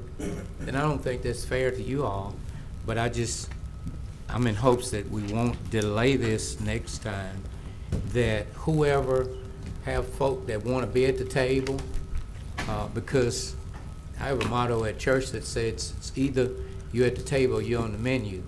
So therefore, if we can all get whoever to come to the table and just state that I want to be a part of this, and just make sure my company get in and make sure whoever company, I just think that that's how we ought to do business instead of punishing you all for something you are not guilty of at this point in time. Thank you, Mr. Chair. All right. Councilman Butcher. In light of Councilman Fleury's words wanting to wait 2 weeks, I honestly don't see a big deal in waiting 2 weeks. I don't want to see it go over 2 weeks because I think unless we have a good conversation with the EPA, giving us permission to do that. I do, however, want to reiterate what I said yesterday. I believe that the mismanagement or the issues that have happened in consent decree, even if it was outside of the city's scope or control, and it was the project manager, I do want to see us go back in and look at this, and I don't know who the correct person is to do that, but if there was something that was done incorrectly, those parties need to be held accountable. As far as the mayor, I agree 100% with what Councilman Green's saying. This happened in a previous administration. I said this to my colleagues yesterday and to the public yesterday. I, on the surface, see absolutely nothing more than the mayor can do right now to remedy these problems. And I mean that when I say that. I said that to you yesterday. But as an elected official, I also want to make sure that we have some safeguards in place that we're not paying double for something that we're getting. So I'm kind of conflicted about where we are right now. I'm good with waiting 2 weeks. But after that, I think we need to move forward because I sure don't want to be any hot water with the EPA. So, thank you. Mr. Chair. I got. I'm sorry. Or was you going back toward something to him or?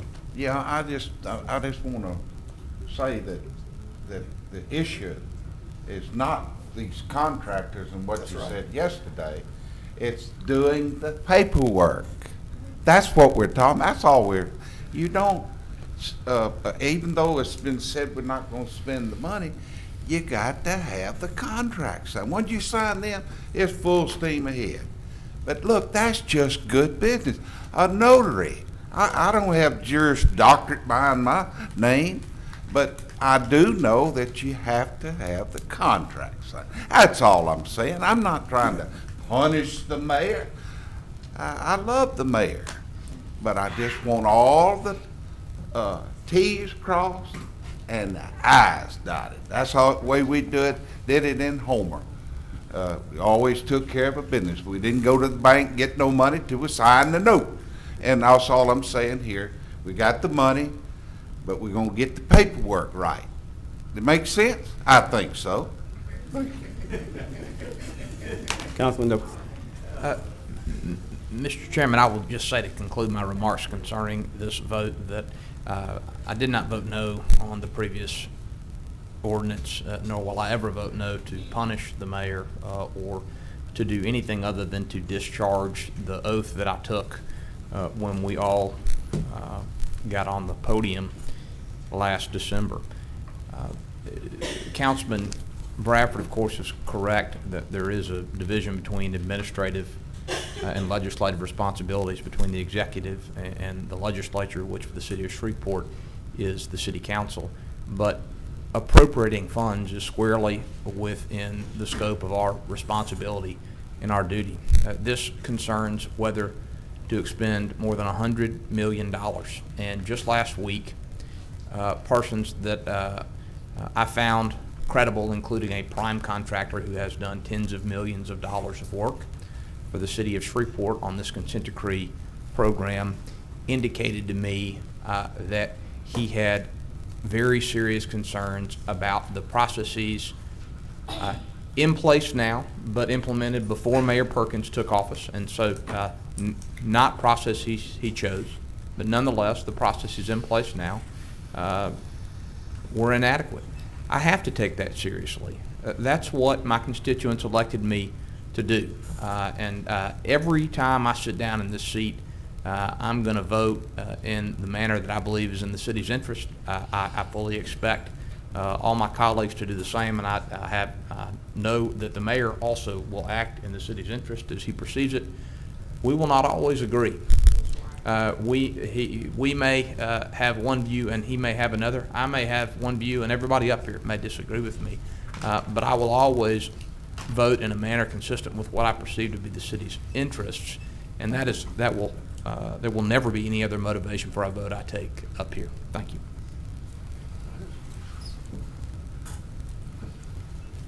And I missed the vote, so. All that middle and Kind of like at church.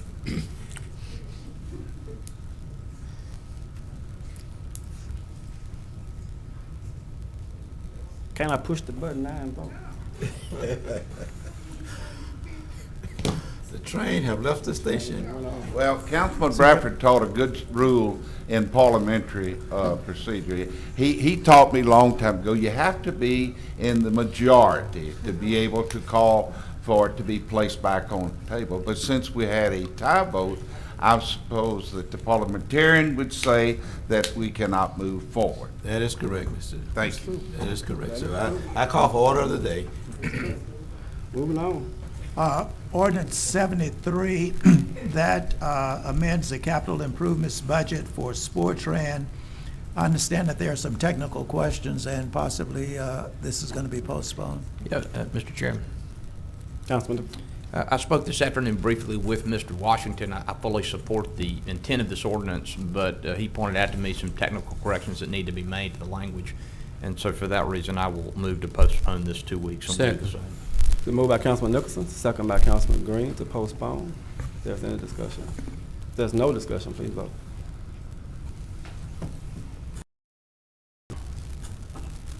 Motion carries with 7. I believe that ordinance 74 is a companion. Likewise move to postpone. Second. Moved by Councilman Nicholson, second by Councilman Green. Postpone.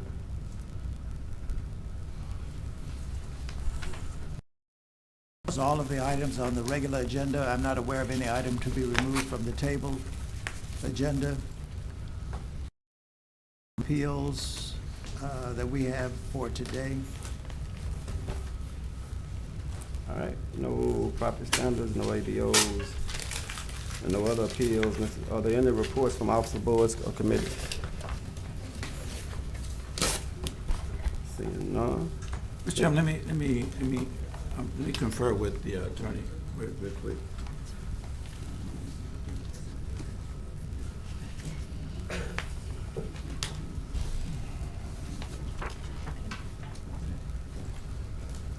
No, the document that we pulled 2 weeks ago regarding the downtown airport and the River Waterway, I'm asking that Councilman, it was referred back to my committee. I'm asking that Councilman Flory, can you meet with us on Tuesday at 10:30 at the City Attorney's office? Yes, sir. Okay.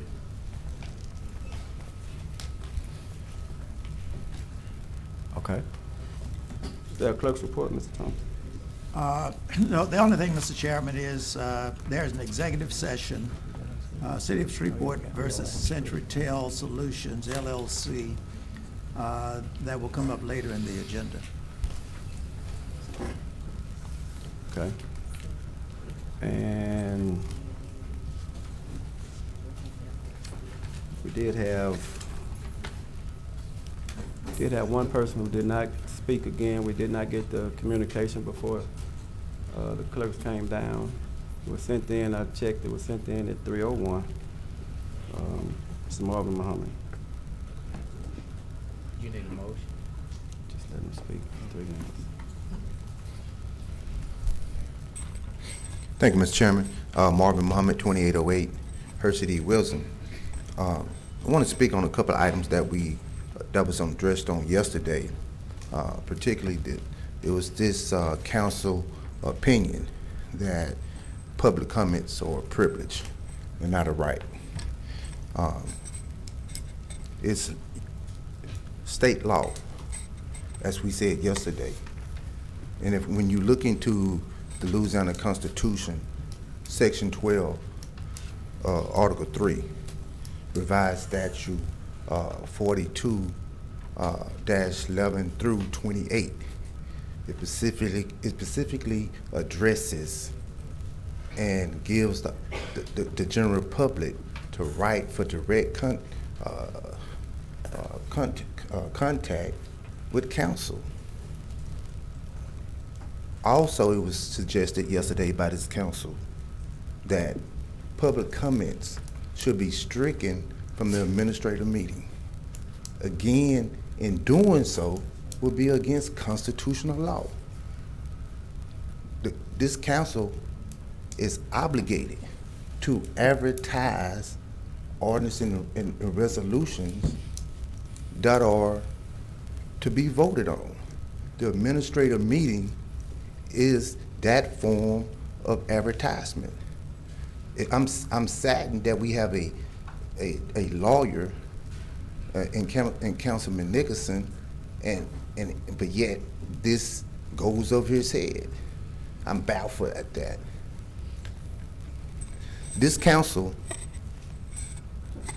and when I say this council, I mean a growing minority, meaning white folks, wishes to bamboozle this administration and bamboozle this city and hold the city hostage. It was first done and started by Councilman Nicholson by taking away the public comment session from the agenda, from the city charter, and then this council hides behind the charter that they amended 5 months ago.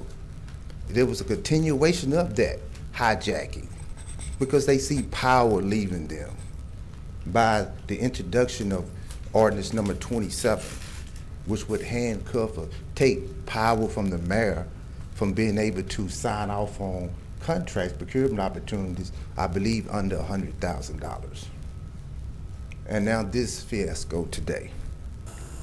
See, it was said that this council and this administration been in power now for 6 months. Well, the honeymoon is over.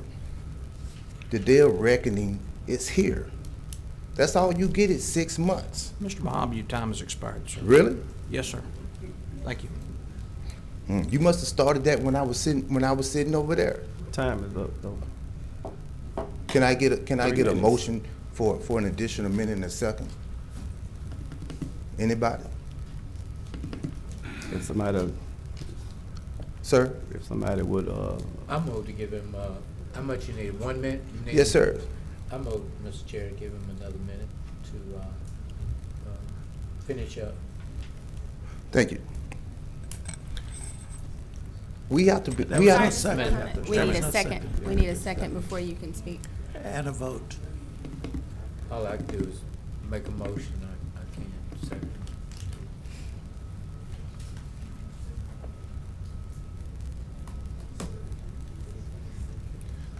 the minute that I'm standing here, I could have been done. Do we have a second? No. Motion fails.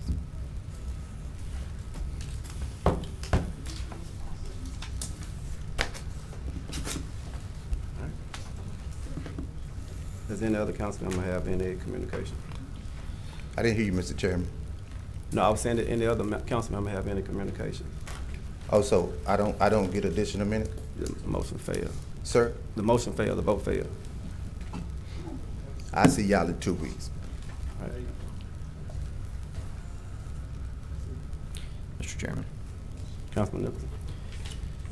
Mr. Chairman, as I've discussed with several members of the council and with the Chief Administrative Officer, last week the external auditor of the city advised us to expect an extensive number of deficiencies on the forthcoming audit for the city. I will say, for the benefit of the public and in light of discussions that we've had today, that this audit is for the previous calendar year. This audit does not relate to the current administration. And so with that caveat, I want to advise the public that the external auditor has identified what I consider to be inexplicable failures on behalf of the administration to conduct, the previous administration to conduct the business of the city efficiently and effectively. For example, I was advised that last year the city of Shreveport incurred more than $300,000 in penalties for failing to timely file quarterly payroll tax returns with the Internal Revenue Service. Rather than request a reduction or waiver of the penalties as is common, the city simply paid them, at least so far as I know. This is an omission for which there can be no explanation. The external auditor also advised me that the city's banks, or one of the city's banks where $15 million were on deposit, were not complying with a state law that requires cash deposits to be collateralized with a pledge of securities. This is the way that the city is protected against the possibility of a bank failure, however small that possibility may be. The city, at least in 2018, did not have internal controls in place to ensure that this state law was followed, and so as a consequence, we had exposure for this unsecured cash that we otherwise would not have had. And finally, the external auditor indicated that the city did not properly reconcile its operating and payroll accounts on an ongoing basis. The city of Shreveport cannot do the business of the citizens if its own financial house is in order. The external auditor's report will be issued this summer, and I'm confident that the current administration will do everything in its power to correct the deficiencies that report identifies. The public has a right to know how the city has fallen short in the past year, and I encourage members of the media and members of the public to carefully review the external auditor's report when it is available. Thank you. All right. C.L. Jones. Yes, sir. I just wanted to follow up to let the council members know that I spent 5 hours Friday meeting with the city controller. After that, I spent another 2 hours meeting with the external auditor. So these matters that you have mentioned, as well as the other ones that are in the findings, are a concern for us as well. We did receive some recommendations from the auditors. I've talked with the finance director as well. And we're going to be putting things in place to remedy, and some of them we have corrected already. Of course, as you all know, the audit is going to be available online. It's a public document. But going forward, we will be addressing these issues and taking those steps to remedy the findings that are published. Okay. Councilman Fleury. Thank you, Mr. Chairman. Members of the audience here and those of you are watching out by social media, I want to speak as the chairman of the audit committee. I also was privy to the information that Councilman Nicholson given, and I want the public to know that I have reached out very soon after I learned that with the administration, the mayor and his staff, and they are moving rapidly to make these corrections. I have confidence today that I can speak to my constituents and to the citizens of Shreveport that all that is possible is being done. It is being done because the mayor has been made aware, and he is reaching out and moving personnel around. He has taken action, swift action, to remedy these problems that have come forth. And so I want you to, as citizens of Shreveport, to be assured that we're, as council members, legislators, teaming and working in partnership with the administration, that we're going to correct these problems and move forward with confidence that we will have good data and we will be well secured in our financial data. So I just want to point that out.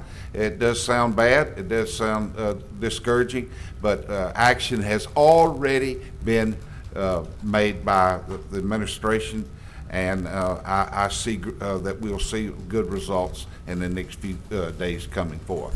Thank you. All right. Thank you, Councilman Fleury. Mayor Perkins, any remarks? I have nothing, Mr. Chairman. No additional communications, okay. All right, we have a request from the city attorney to go in executive session to discuss the city of Mr. Chairman, Shreveport.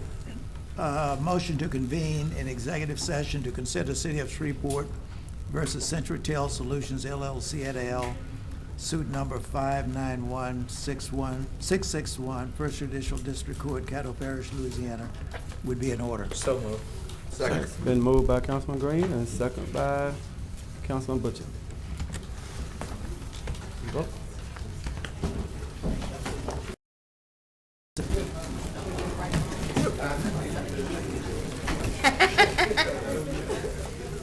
Take a number.